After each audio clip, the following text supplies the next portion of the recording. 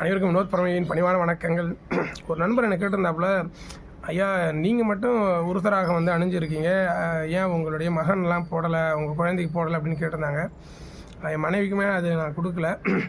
என்ன அப்படின்னா, எனக்கே அது வந்து கழுத்தில் வர்றதுக்கு 36 வருடங்கள் ஆச்சு. ஏன்னா நான் யோகா படித்தே ஒரு 11-12 வருடங்களுக்கு முன்னாடியே படிச்சுமே எனக்கு அது கழுத்தில் வந்து வர்றதுக்கு டிலே ஆச்சு.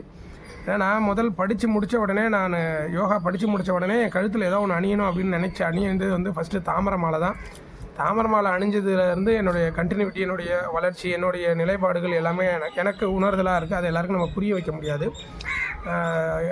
யோகா நிலைப்பாட்டுக்கு வர்றதுக்கு நீங்கள் சடனாக ஸ்பிரிச்சுவல் படிச்சுட்டு உடனே வந்துட முடியாது. ஏன்னா உங்களுடைய ஆரம்ப நிலையிலேருந்து நீங்கள் நிறைய விஷயங்களை அனுபவிக்க வேண்டியது இருக்கும். ஸோ எல்லாமே அனுபவிச்சிருக்கேன். தொழிலாக இருக்கலாம், உறவு முறைகளாக இருக்கலாம், கல்வியாக இருக்கலாம், நண்பர்களாக இருக்கலாம், காதலிக்க பெண்ணாக இருக்கலாம், மனைவியாக இருக்கலாம். ஸோ எல்லாமே வந்து கூட பிறந்த சகோதர சகோதரியாக இருக்கலாம். ஸோ இந்த அனுபவங்கள்லாம் கடந்து வரும்பொழுது உங்களுக்குன்னு ஒரு நிலைப்பாடு வரும். அப்போ தான் நீங்கள் யோக நிலைப்பாடை எடுக்க முடியும். ஸோ நான் நிறைய லேர்ன் பண்ணிட்டு வந்திருக்கணும் அப்படின்ற ஒரு எண்ணம் எனக்குள்ளே இருக்குது. ஸோ உருதராஜம் வந்து என்னுடைய குழந்தைகள் அவங்க ஒரு நாள் புரிய வரும் இல்லையா, எப்போ நம்ம அணியணும் அப்படின்ற ஒரு எண்ணங்கள் அவங்களுக்குள்ளே ஓடுரும்போது ஸோ அவங்க போட்டுக்குவாங்க, அவங்க அணிஞ்சிக்குவாங்க அப்படின்னு நான் நினைக்கிறேன். என்னுடைய மகன் ஆசையாக கேட்டாங்க அப்படின்னா கண்டிப்பாக அணிந்து வர்றதுக்கான வாய்ப்புமே இருக்குது. நம்ம நிறைய நண்பர்களுக்கு அந்த மாலைகள்லாம் பரிசாக கொடுக்குறோம். சிலவங்க நம்மளுமே அதை வழிபட்டு கொடுக்கறது வழக்கம். அதில் நான் அதிகமாக ரெஃபர் பண்ணுறது வந்து தாமரை மாலை தான். உருத்தராகன்றது வந்து தனக்குள்ளே அது ஊடுருவணும். அதாவது நான் யார் அப்படின்றத உணர்ந்தால் மட்டுமே தான் நீங்கள் உருதராஜ கொட்டையை வந்து நீங்கள் உங்கள் கழுத்தில் அணிய முடியும். நான் நிறைய விளக்கங்கள் கொடுத்துருப்பேன், கொட்டை ஏன் வந்து கழுத்தில் அணிகிறோம் அப்படின்ட்டு. நான் முதல்ல உருதராட்சம் அணிந்த இடம் வந்து என்னுடைய வலது காலில் கீழே தான், கால் கட்டு கீழே தான் நான் அணிஞ்சேன்.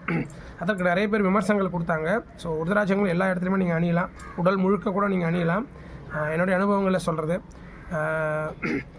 நீங்கள் உங்கள் பசங்களுக்கு கட்டணும்னு நினைக்கிறீங்க அப்படின்னா கொஞ்சம் யோசித்து கட்டுங்க. ஏன்னா உங்களுடைய குழந்தைகள் அந்த நிலைப்பாடுகளை உணர்கிறாங்களா அப்படின்ட்டு.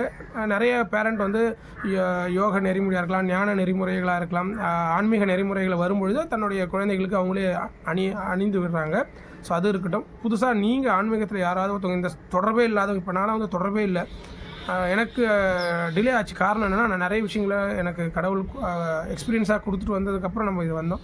ஸோ அதனால் இப்போ அதோடைய விளக்கங்கள் நமக்கு தெரியும். ஸோ என்னுடைய மகனும் என்னை சார்ந்து வரும்பொழுது அவனுக்கு ஒரு ஈர்ப்பு வரும் இல்லையா அந்த விதை மீது, அப்போ வரும்பொழுது அவன் அணிவான் அப்படின்றத சொல்லிக்கிறேன். நண்பர்கள் இதை கேட்டது ரொம்ப மகிழ்ச்சி. ஸோ நீங்களும் பயணம் பண்ணிகிட்டே வாங்க, கண்டிப்பாக அது உங்களை வந்து சேரும். இறக்கிறதுக்குள்ளே உருதராகம் வந்து கழுத்தில் அதுவாக அணியும் அப்படின்னு நினைக்கிறேன். வாழ்க யோகம், யோகம் விளையாட்டும். அடுத்த பதிவில் கண்டிப்பாக சந்திக்கிறேன். சந்தேகம்